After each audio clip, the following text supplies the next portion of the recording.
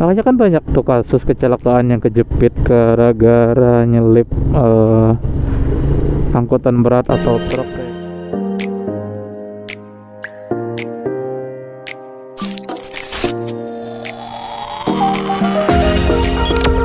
Oke, kita kembali lagi hari ini ngetrip. Saya rencananya mau ke daerah Barabai, tapi entah kenapa kalau di daerah sini saya bawaannya mau stop dulu. Saya nggak mau lewatin pemandangan pagi di sini, guys. Kebetulan saya ngetripnya pagi, terus lihat gunung di sana, guys. Karena apa ya? Karena cuacanya pagi ini lagi bersih-bersihnya, jadi ada kelihatan gunung di sana, guys. Kalau kalian bisa lihat ya. Dan kalau cuacanya bersih di sini, pemandangannya itu kayak memanjakan mata banget sih kalau saya di sini. Untuk yang kedua kalinya saya ngetrip di sini, stop. Setiap kali saya mau keluar kota lewat sini, saya stop dulu, nikmatin pemandangan di sini. Kelihatan nggak sih di sana gunung di daerah Barabai? Kalau nggak salah, itu arah ke mana ya? Barabai itu arah ke Pagat ya. Terus ke Pagat, daerah Pagat, Manggasang, wisata-wisata daerah di situ. Tembus kayak ke Kota Baru ya, lupa saya. Tapi kalau setahu saya sih yang tembus ke daerah Kota Baru itu di daerah Kandangan, tapi nggak tahu nih kalau di daerah Barabai. Saya kebetulan mau ke Barabai, guys. Jadi kita stop di sini dan lanjut lagi. Oke, thank you kalian yang udah nonton video saya. Kita hari ini mau ke daerah Barabai untuk pertama kalinya nge-vlog ke sana. Kebetulan kalau dari daerah Hulu Sungai Utara ya, atau Amuntai itu ke Barabai kurang lebih memakan waktu sekitar 1 jam mungkin ya. 1 jam perjalanan dengan jarak tempuh kurang lebih berapa ya? Sekitar 30 km lebih ke daerah Barabai. Jadi ada 2 alternatif sih jalan mau ke Barabai ini, lewat Kabupaten Balangan atau di Jalan Paregin itu, atau lewat sini langsung perbatasan dengan Barabainya. Cuman kayaknya jalannya itu juga kurang lebih ya, kalau dari pusat kota Amuntai itu mau ke Barabai, entah itu lewat Balangan atau lewat sini. Kalau lewat sini kan biasanya kalau orang mau ke Banjarmasin biasanya langsung lewat sini, guys. Jadi nanti persimpangannya nanti di daerah Pantai Hambawang di sana. Kalau kalian nggak tahu, daerah Pantai Hambawang itu udah masuk ke Barabai, masih masuk daerah Barabai, guys. Kabupaten Barabai. Jadi di sini kita nge-vlog mau ke daerah Barabai. Saya sekalian mau ada kunjungan juga ke sana. Oke. Kita nikmatin aja dulu perjalanannya, guys, di daerah sini. Karena kebetulan ini masih pagi, jadi lumayan sepi juga sih jalan di sini.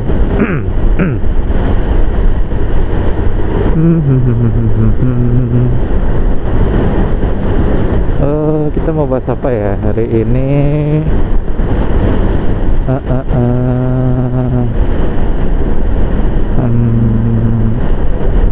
Oh iya, Barabai ya. Barabai itu daerahnya terkenal dengan apa ya? Setahu saya sih, karena saya bukan orang Barabai ya, jadi nebak-nebak aja. Biasanya kalau terkenalnya dengan apam ya, dengan apamnya ya, apam Barabai. Terus apalagi ya, pusat-pusat perdagangan biasanya dari Amuntai ini. Kalau misalkan apa ya, bahasanya itu kalau barang-barang distributor atau agen-agen besarnya itu di daerah Barabai sana. Terus mereka akan passing sampai ke daerah Amuntai sini atau Hulu Sungai Utara. Ya seperti kayak apa ya, kayak rokok. Nah itu biasanya itu di daerah Barabai itu pusatnya. Baru mereka bagi ke kabupaten lain, misalnya ke daerah Balangan, Amuntai atau ke Tanjung Tabalong. Kalau di daerah Banua 6 sini ya. Kalau kalian nggak tahu Banua 6 itu 6 kabupaten guys. Jadi ada Tanjung Tabalong, Amuntai, Barabai, Kandangan, sama Rantau ya. Itu berapa ya? Tanjung, Amuntai, Barabai, Kandangan, Rantau. Oh, satunya Paringin atau Balangan. Banua 6 guys. Jadi kalau dari Banjarmasin itu ya di sini hulu sungainya, atau ya itu tadi Banua 6, wilayah Banua 6. Di sini di daerah Sungai Buluh ya namanya ya. Yang kemarin saya sempat ngevlog itu. Yang saya kenalin ini loh, daerah rawa yang luas banget. Tapi karena kemarin udah ngevlog di sana dan cukup panjang juga pembahasannya, jadi saya stop sebentar aja buat nikmatin pemandangan paginya di situ. Di sini jalannya lumayan rusak juga guys. Soalnya biasanya ya kalau di daerah kabupaten-kabupaten manapun, yang setahu saya sih, kalau udah daerah perbatasan atau udah di jalan mau di ujung-ujung perbatasan itu, jalan itu kayak nggak terurus kayak gitu. Beda ya kalau di pusat kota, pastilah nggak mungkin kalau di pusat kota nggak keurus. Cuman kalau udah jalan yang notabene itu di ujung terus perbatasan, nah itu biasanya kayak gini. Nah ada lubang-lubang besar, terus proyeknya juga lama dikerjainnya kayak gitu. Sekalinya dikerjain juga nggak bertahan lama. Entah itu kualitas aspalnya atau gimana ya. Jadi kadang baru juga diperbaikin, jalannya udah rusak. Entah itu faktor penggunanya yang apa ya, barbar mungkin. Kayak angkutan-angkutan berat itu lumayan juga sih. Kalau misalkan jalan-jalan yang fondasinya kayak di sini kan rawa, jadi angkutan-angkutan berat itu kadang lumayan ngaruh banget sih, walaupun jalan baru ya. Apalagi jalan udah lama kayak gini kan yang banyak lubangnya terus. Terus aduh, apa ya, nggak bertahan lama kayak gitu deh ya, kayak gini nih. Ini kan termasuk angkutan berat nih. Biasanya barang-barang yang dia bawa itu entah itu alat berat atau angkutan barang puluhan ton mungkin di dalamnya itu. Sedangkan jalannya kadang dengan kualitas aspal yang seadanya, tambal terus lubang lagi kayak gitu, tambal lubang lagi kayak gitu. Tapi kalau di daerah perkotaan sih beda. Kalian nggak bakal nemuin ya kayak gini. Tapi kalau ada perbatasan, tapi tergantung daerah masing-masing juga sih. Kalau misalkan mereka fokusnya ke infrastruktur ya, pembangunan jalan, mungkin nggak bakalan ada tuh nemuin yang kayak gitu. Tapi karena memang di pemerintah itu kadang ada yang lebih prioritas, jadi kemungkinan untuk hal-hal seperti itu dinomor dua kan kayak gitu. Apalagi kan sekarang walaupun udah 2 tahun berlalu ya pandemi ini, pasti jadi prioritas utama buat pemerintah dimanapun kayak gitu, untuk pengelolaan buat menjadi endemi berakhirnya pandemi. Jadi fokusnya masih ke sana. Kita lanjut aja guys. Kita lanjut di sini.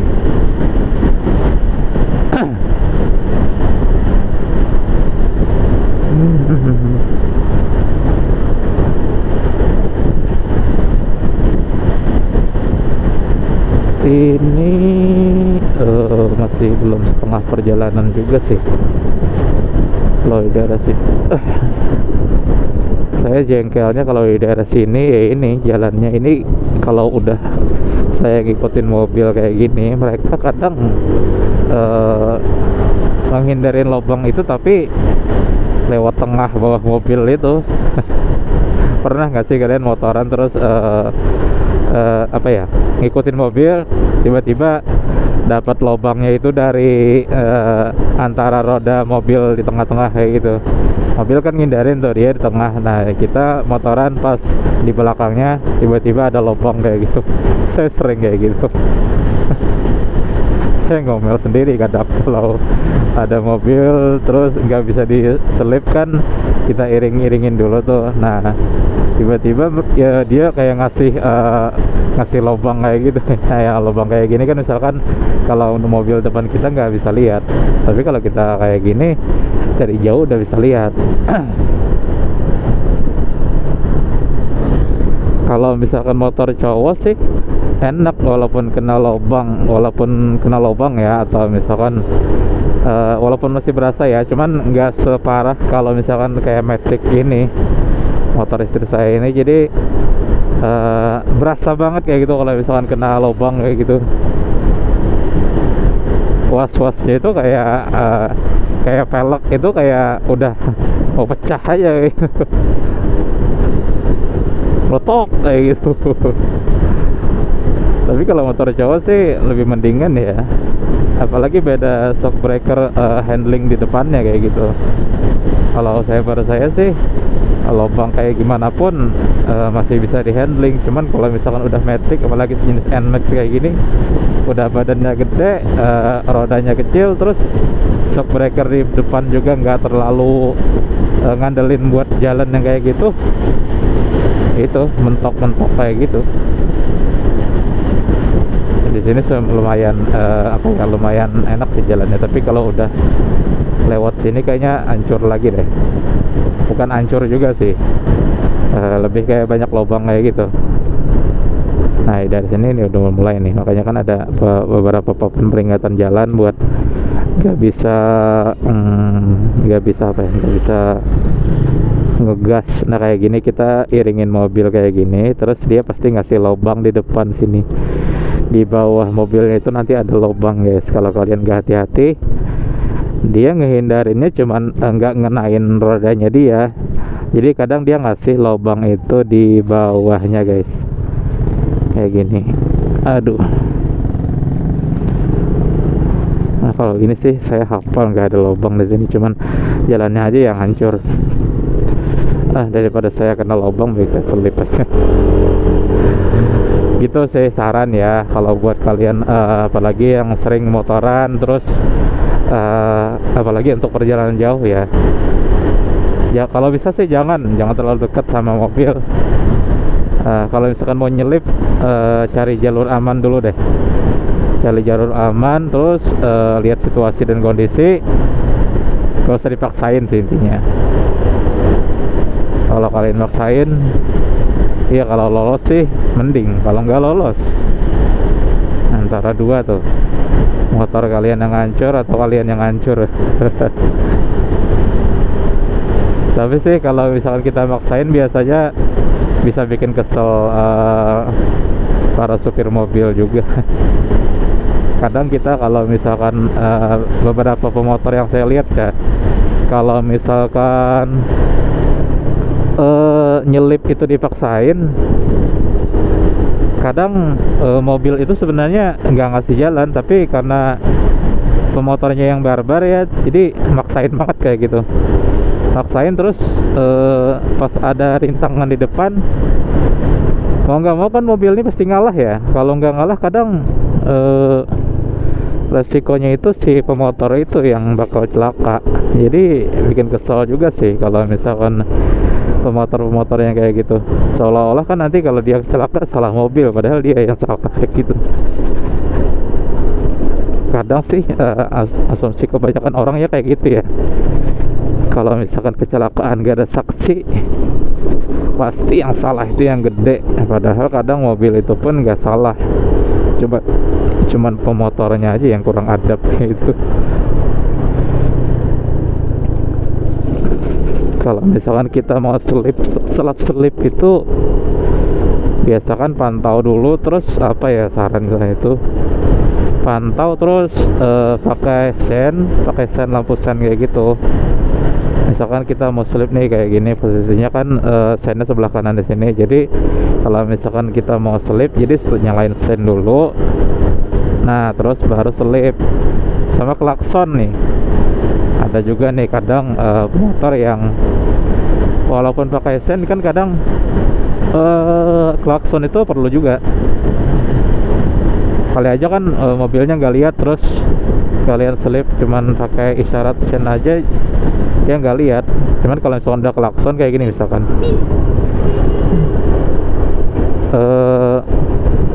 dia dengar kayak gitu walaupun nggak lihat lampu sen kita. Terus apa ya, kalau mau selip itu banyak kesalahan kebanyakan pemotor itu, apalagi mobil ya, nyelip mobil. Kalau nyelip motor sih enak. Kalau nyelip mobil kita harus nampakin diri dulu guys, sarannya ya, saran saya gitu. Contoh nampakin diri itu gimana ya?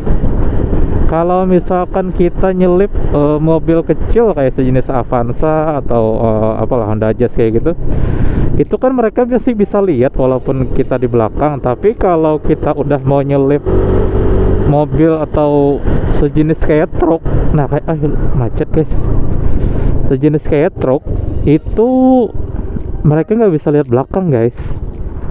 Mereka nggak bisa lihat belakang, terus kita harus nampakin diri dulu bahwa kita itu ada loh di belakang. Kalau kalian langsung nerobos saja mau selip kayak gitu, kan biasanya angkutan berat itu ukurannya panjang kan. Jadi ukuran panjang itu kadang kita kalau misalkan nggak mampu, kalau misalnya kita sempat ngegas sih nggak jadi masalah. Cuman kalau kita nggak mampu, truknya juga nggak lihat, makanya kan banyak tuh kasus kecelakaan yang kejepit gara-gara nyelip angkutan berat atau truk kayak gitu. Karena memang itu salah satu faktor utamanya sih. Kalau terlepas itu buru-buru atau apa ya, nah kalau misalkan mobil kecil kayak gini kan masih mending, ukurannya pendek. Kalau udah truk besar, pertama mereka nggak lihat kita di belakang, terus kalaupun kita klakson kadang mereka nggak dengar. Nah itu kita harus nampakin diri dulu, ngasih isyarat lah paling nggak, saya di sini loh, misalkan kayak gitu. Jadi paling nggak sopir truk itu tahu kalau kita di belakang, terus mau selip, udah semuanya kita coba, lampu sen udah nyala, terus pakai klakson beberapa kali. Nah biasanya kalau para sopir truk atau angkutan berat itu, mereka kalau misalkan mau ngasih jalan itu ada momennya. Momen dalam artian itu apa ya, dia pasti nepi dikit tuh, baru tuh kita dikasih. Biasanya entah itu pakai isyarat tangan atau memang dia nepi doang kayak gini misalkan. Nah itu baru tuh kesempatan kalian buat nyelip kendaraan alat berat kayak gitu. Tapi kalau misalkan belum dikasih sih, usahakan jangan maksa ya guys. Saya jalan sini aja guys ke Barabai, Jalan Walangko ini salah satu jalur alternatif juga sih buat menempuh ke kota Barabainya guys. Menempuh ke kota Barabainya. Nah itu tadi masalah selip mobil angkutan berat itu tadi. Jadi kita harus nampakin diri dulu guys. Kalau misalnya udah nampakin tapi nggak dikasih jalan, ya sudah sabar aja, nggak usah maksa juga. Sini jalurnya cukup sempit juga guys. Hulu Sungai Tengah HST. Amuntai itu Hulu Sungai Utara ya guys. Kalau di sini Hulu Sungai Tengah. Hulu sungai itu ada 3 guys. Jadi hulu sungai utara itu Amuntai, hulu sungai tengah itu ini Barabai, terus hulu sungai selatan, bener gak sih? Hulu sungai selatan itu Kandangan guys. Nah sisanya tadi yang Benua 6 tadi, Rantau, Balangan atau Paringin, sama Tanjung Tabalong. Geng Benua 6 itu geng Benua 6. Di sini jalannya lumayan sempit guys, daerah Walangko ini. Bukan masuk jalur provinsi sih di sini. Kalau jalur provinsinya sih di daerah kotanya sana. Dan itu pun kalau kebanyakan daerah ya, biasanya jalur provinsi itu nggak lewatin kota guys, nggak lewatin kota. Itu bukan nggak ada akses ke kota, cuman jalur untuk lintas provinsi itu kadang dikhususkan nggak melewatin pemukiman terus perkotaan. Kayak di Barabai ini, terus di Kandangan itu ada juga jalan pecah atau jalan apa ya, jalan alternatifnya buat diambil, buat nggak terlalu banyak melalui pemukiman. Yang saya heran ini daerah Amuntai guys, daerah saya pribadi itu jalan alternatif buat tembus dari jalur provinsi itu nggak ada guys. Jadi kalau lewat Hulu Sungai Utara atau Amuntai itu, entah itu kalian mau ke Tanjung Tabalong atau dari Tanjung Tabalong ke Banjarmasin, misalkan dari Kaltim atau Kalteng Kalimantan Tengah mau ke Kalsel lewat Amuntai, itu pasti lewat daerah kota yang padat penduduk banget guys. Di daerah jalur Palampitan itu angkutan berat lewat di situ, terus orang usaha di situ, apalagi ya, udah jalannya nggak bisa dilebarin karena pemukimannya udah padat. Jadi jalur alternatif itu udah nggak ada guys, semuanya padat penduduk. Beda sama daerah lain ya, entah itu kedepannya kayak gimana ya. Cuman yang saya sempat ngevlog itu pun jalur nggak terlalu ngelewatin kota juga, cuman alternatif apa ya, nggak bukan jalur provinsi sih di situ, lebih kayak apa ya jalan itu. Kalau menurut pendapat saya pribadi sih lebih kayak mau bikin pemukiman baru sih. Soalnya itu soalnya tembusnya itu tetap ke daerah pemukiman guys, bukan jalan yang alternatif buat ngelewatin kota itu, ngelewatin jalur pemukiman atau jalur kota. Di sini kalau nggak salah kita kurang lebih 20-30 menit lagi ya baru sampai ke pusat kotanya. Oh iya, kebetulan Barabai ini tahun kemarin ya, atau baru-baru ramai COVID itu terendam banjir guys. Terendam banjir, terus banjir bandang itu parah banget kemarin. Kata orang-orang di sana itu pertama kalinya Barabai itu terendam dengan dalam yang cukup melumpuhkan sih situasi di daerah sana, melumpuhkan entah itu aktivitas usaha, terus perkantoran kayak gitu. Air bersih juga kemarin macet karena banjir guys. Jadi entah itu banjir bandang ya atau kiriman atau apalah, intinya semoga nggak terulang lagi lah. Soalnya kasihan banget kemarin, mobil-mobil yang nggak bisa diselamatin tuh sampai hanyut loh guys. Karena memang Barabai ini kotanya itu memang di pinggir sungai guys. Jadi kalau sungai itu meluap, ya itu tadi terendam semuanya, terendam. Kalau dataran rendah ya nggak usah banjir kayak gitu ya. Kemarin kalau udah selesai banjir kemarin, hujan yang nggak reda-reda pun kadang bikin genangannya itu lumayan dalam juga, dan resapan air mungkin ya, entah itu irigasi atau apa sih yang macet. Cuman banyak faktor juga sih banjir kemarin. Tapi setahu saya sih itu banjir bandang itu kiriman dari gunung, terus dia turun ke kota langsung guys. Entah itu yang gunung yang kita lihat tadi tuh guys, yang itu tadi yang di daerah Sungai Buloh tadi, yang di daerah Pagat wisatanya, terus di daerah Manggasang, terus di atasnya lagi itu kalau hujan di sana, entah itu hutannya dibabat atau gimana ya di atas sana, nggak tahu juga sih. Nggak ada resapan air lagi guys. Jadi kayak kita nyiram air di semen kayak gimana guys. Air satu ember nih misalnya nih, kita siram di semen, pasti kan ngeluber kemana-mana kan. Nah itu sih asumsi yang paling simpel sih yang bisa digambarin kalau banjir bandang itu. Kalau udah air dari atas itu nggak ada resapan lagi, ya udah dia lari ke daerah paling rendah, terus sebisa mungkin mencari daerah yang paling rendah kayak gitu. Itu sih kemarin musibah yang paling apa ya, bukan berkesan, siapa sih namanya, yang nggak diduga-duga sih kemarin.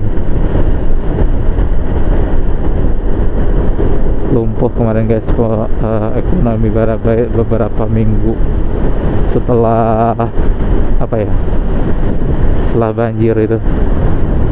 Tapi kayak kalau banjir kayak gitu sih di daerah Jakarta ya, itu udah bukan sesuatu yang baru lagi ya. Tapi kalau di daerah sini sih itu hal yang sangat apa ya, sangat baru banget, karena memang nggak biasanya banjirnya kayak gitu. Walaupun di daerah saya Amuntai juga kalau misalkan banjir ngerendam kota juga, cuman nggak separah yang di Barabai kemarin yang sampai sedada orang dewasa, sampai nggak bisa berdiri kayak gitu. Itu kan udah parah banget tuh, udah sampai 2 meter kayak gitu terendamnya. Jadi kalau di daerah saya Hulu Sungai Utara di Amuntai itu separah-parahnya kota terendam paling sampai lutut kayak gitu.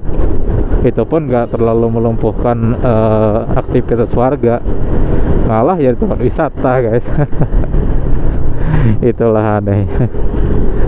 Bukannya musibah buat introspeksi diri, malah jadi tempat wisata. Itu tadi yang cerita kemarin itu sampai makan korban kan, entah itu apalah mitosnya. Pasti kalau misalkan banjir ada aja musibah, korban entah itu tenggelam atau apa. Di sini kita udah mau sampai kayaknya guys. Persimpangannya mana ya?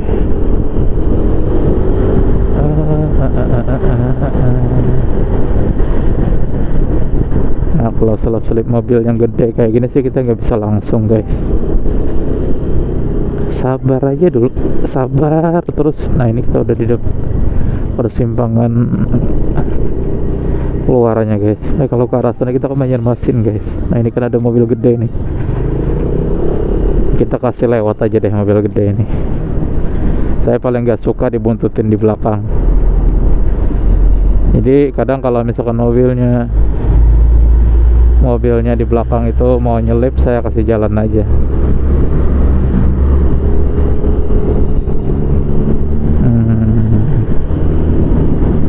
Kita udah mau ke pusat kota Barabainya guys.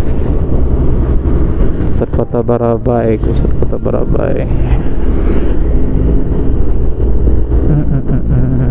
Saya nggak mau nyelip lagi deh, soalnya udah mau nyampe juga nih. Saya closing mungkin di daerah kotanya mungkin nanti.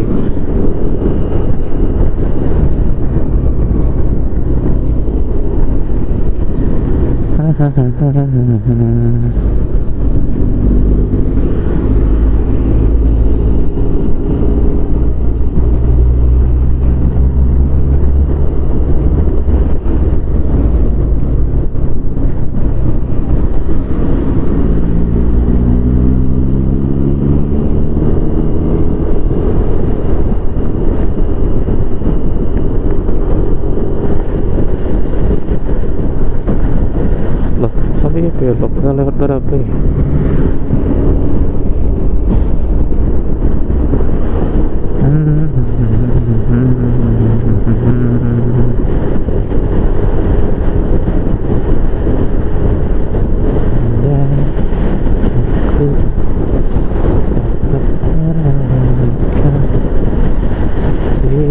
Kepingan yang di sana.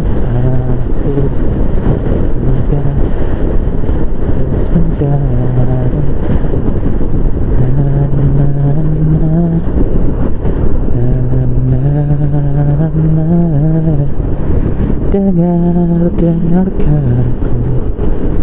aku akan bertahan sampai kapanpun, sampai kapanpun.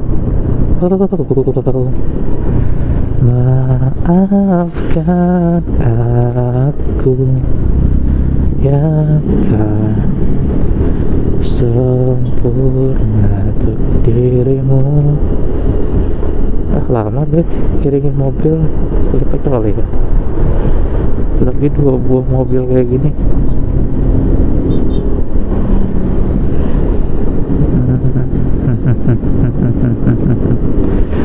Ini salah satu tugu atau apa ya,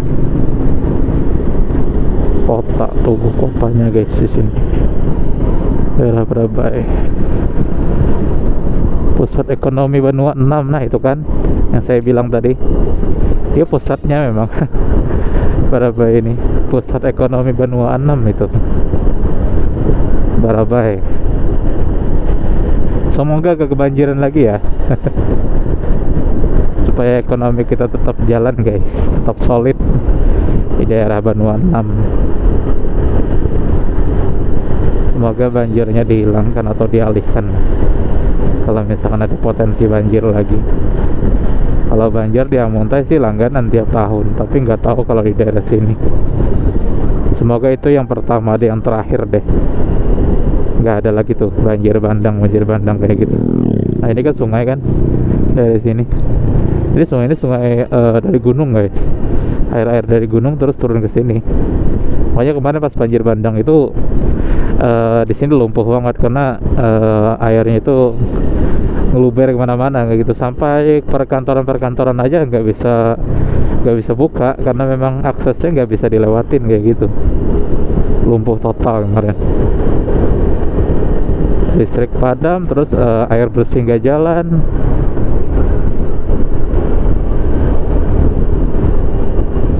Entah itu korban berapa orang ya, yang saya nggak tahu itu, entah itu ada atau enggak.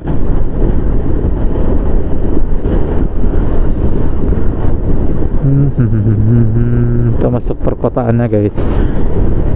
Di sini udah masuk pusat kota Barabai. Kayaknya di sini apa ya? Oh shit, oh di tengah-tengah mak. Nah di sini kemarin yang saya lihat itu bekas ya doang guys, soalnya pas lagi dalam-dalam itu saya nggak sempat kunjungan buat bantuan ke sini.